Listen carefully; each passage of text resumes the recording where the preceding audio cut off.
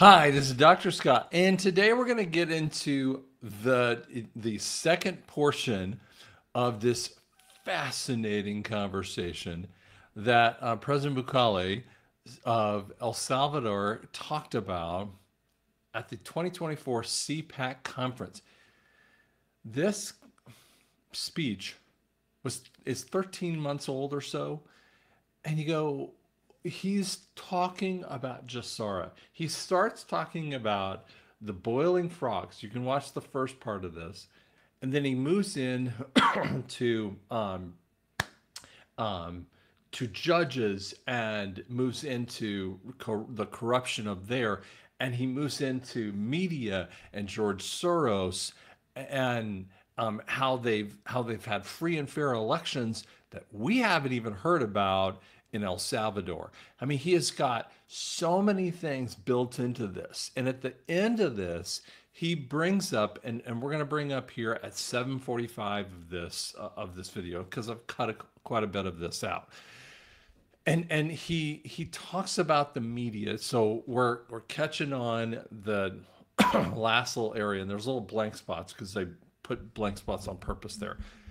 But what happens in there is that the media talks about themselves as free and fair and balanced media. Like even Fox News calls themselves, fair and balanced, and they're not anything but.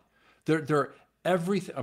They're everything but fair and balanced. They all have the same talking lines. They have producers that push agendas, and the agendas are not of us, of the people.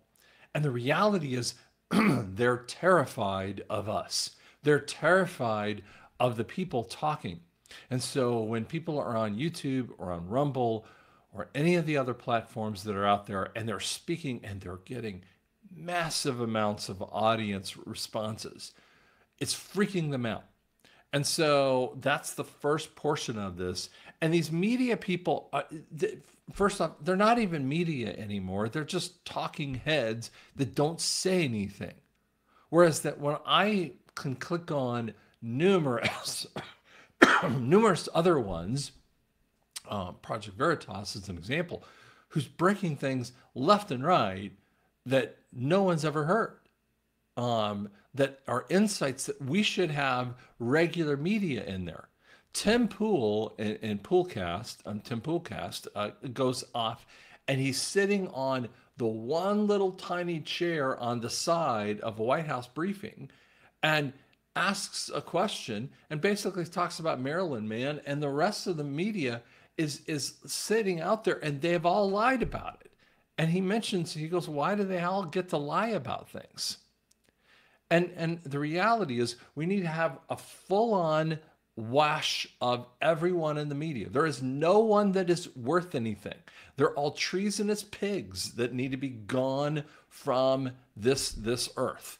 And that, I'm sorry I'm being rude here, but it leads in to the level of the IRS and the Fed, because it keeps up this farce with that too. So let's show you a little bit about some of that portion. Please.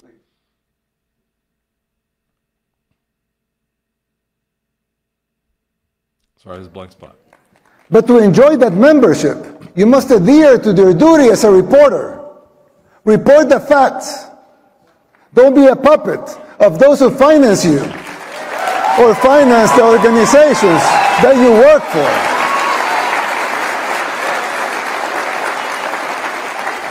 Your freedom of speech will always be protected. We believe in free speech. Everyone here believes in free speech. Your free speech will always be protected. But don't call yourself a journalist if you're just an activist. Don't. When I talk to my conservative friends right here, they always tell me that the problem is high taxes.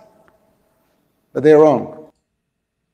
And here he gets into an area, and I'm gonna interrupt. I'm gonna let it run, and then I'm gonna interrupt it at the. Then I'm gonna talk about it at the end, because you're gonna see the realm of where he goes. Okay. Of course, High taxes are extremely high here in the United States. I give you that. You're right in that. But that's not the real problem.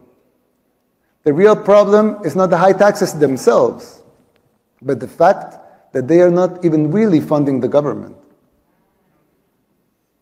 Not even those high taxes, higher than a lot of places in the world, not even those taxes are really funding the government. So who's financing the government? Government is financed by treasury bonds, paper. And who buys the treasury bonds? Mostly the Fed. And how does the Fed buy them? By printing money. But what backing does the Fed have for that money being printed? The treasury bonds themselves. So basically, you finance the government by printing money out of thin air. Do you see the circular realm of our fiat system that is so messed up here? And what it leads toward is this. Someone could ask, well, so if the government can print the limited amounts of money out of thin air, why did they collect taxes?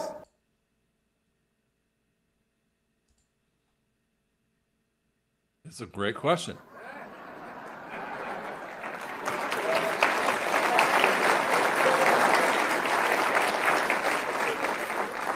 I mean, in theory, it would make sense, right? If they can print unlimited amounts of money, why would they need taxes for? The answer is simple, but it's very shocking.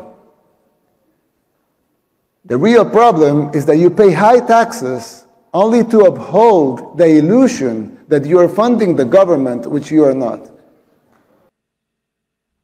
Guys, this is the craziness of what he's actually saying here. So we have the media who's not really free, and they're puppets. Who are they puppets of? Then he moves into the conversation of the IRS does not fund the government. We keep getting told over and over again that your taxes fund the government. And the reality is, no, government is financed by treasury bonds. Very few have talked about this. I personally haven't spent a lot of time talking about this. But treasury bonds are actually what keep up the a lot of the illusion of the systems. But it keeps up the bond market. It keeps up the ability to keep let me put it this way: the mortgages. Okay, so let me explain that for a second. I remember listening to a friend of mine who talked about bonds. And I said, well, don't you worry about, for instance, the Fed who would set the rates? So, for instance, in the past, when the rate was, 0.5% or 1% in the Fed, and this is back, years and years ago, when the rate, let's just say, was 1% or whatever. And he said, no, mortgage bonds are not related to that. They were related to the bond market. What was he talking about? He was talking about treasury bonds. So it was an inverse relationship. So when the treasury bonds went down a little bit, the Fed was actually going up a little bit. It was a really strange issue. What happens is that there's not as much coming up. So there was now, of course, when bonds go, the interest rates were stable for that, but they weren't making as much money on bonds, on the treasury bonds, on the long-term amounts of that. But what occurred for people is that they would take that money and they would make a certain amount of money, and then they would reinvest it back again. So they would finance those treasury bonds, right? And who was buying that bond? It was the Fed. And so but here's what's happening. Ever since 2020, we have the issue of, first off, the government was buying the treasury bonds, And this is exactly what's been happening in Japan. They've been running at 150 to 200% uh, uh, G, of GDP to their debt, and I've been talking about that since 2020, and it's because their interest rates are incredibly low. So they just kept running through this, moving their central bank would buy the treasury bonds, they would turn around and bonds and create more money, but as soon as the death of their central banking was assured because they had to raise the interest rates of their central banking, people would lose faith in the fiat currency because the debt is too high. So they can't go off and buy the treasury bonds again.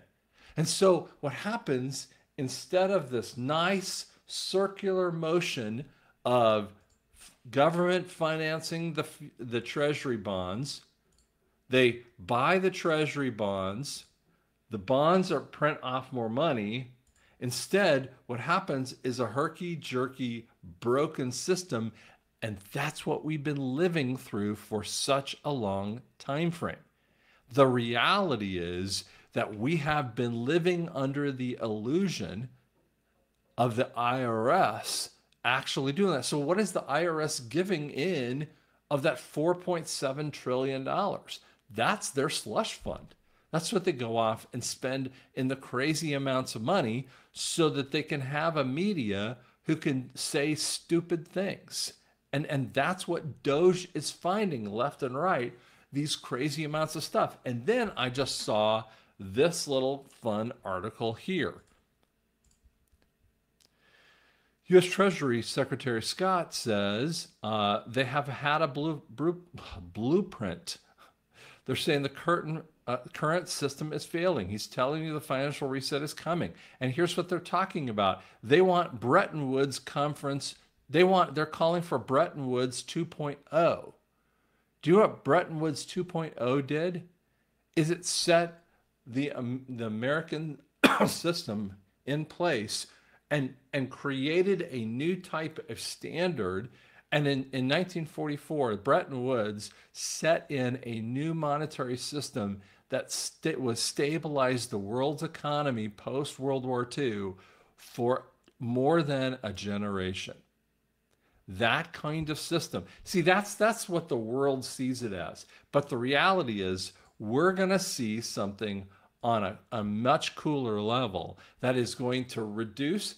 The dollar has been reducing already. How do we fix the dollar? How do we have the death of the fiat and all the systems? I've seen people who are freaking out about that the debts, they just want all their debts to go away. Well, the debts are so high, there's no way to fix them.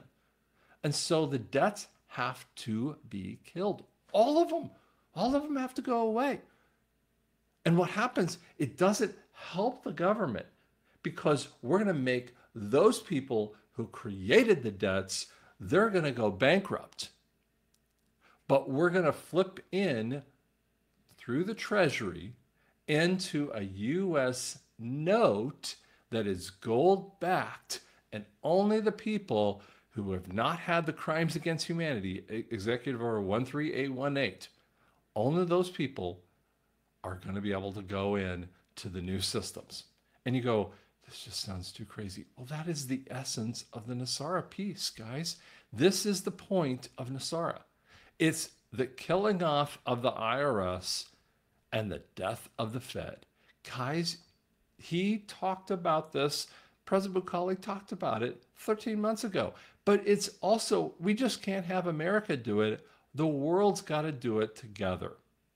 Hope that helps you out. Hope that gives you some hope, gives you some level of hope, that gives you faith, because faith is the substance of things hoped for and the promise of things unseen. We're about ready to walk into that phase. Thanks so much.